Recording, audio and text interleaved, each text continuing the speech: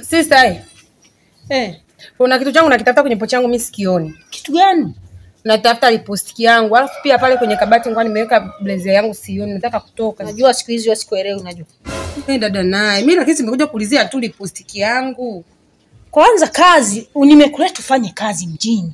Siku hizi umekuwa ni wakuzurura raundi nyingi. Hivi siku hizi unatokaga unaenda wapi? Na wewe sasa hivi ni mkubwa, mimi bado binti. Lazima ujue ninapoenda. Alafu nitakurudisha kijijini kukaa wiki 2 tu imeshakuwa gumzo, si ndio hivyo?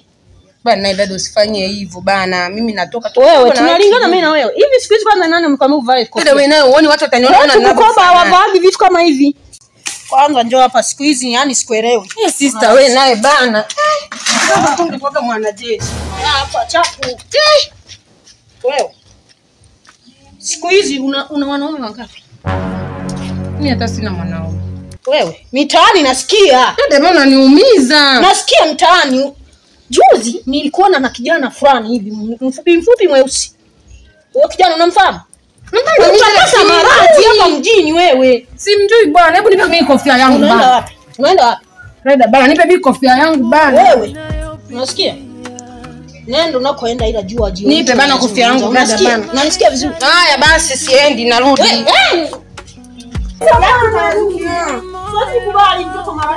Kama unaendelea na huu mara wako kwangu na kutimua sasa hivi yani nakurudisha kijijini kabisa. Siwezi kuendelea kuishi na mtu maraya leo huko na huyu kesho na huyu. Mimi wananichukuliaje kwenye jamii inayoishi? Hebu pita hivi kabisa na jioni kirudi tunamaliza.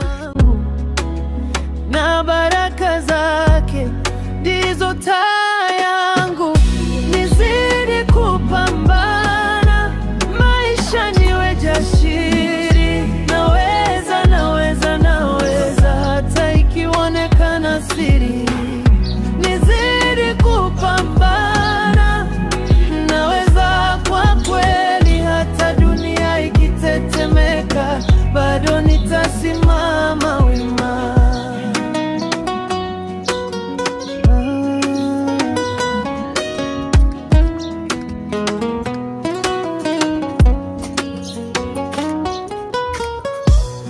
Ndugu zangu hawapendi lakini najua. Oi. Kumbe ni wewe bana. Sasa nini tunataka kufanya hapa? Kuna mbuzi wangu hapa bwana, nilikuwa nataka nimfunge kwenye hii kamba lakini uko jani wenyewe. Wewe mbuzi unaweza kumfunga hapa.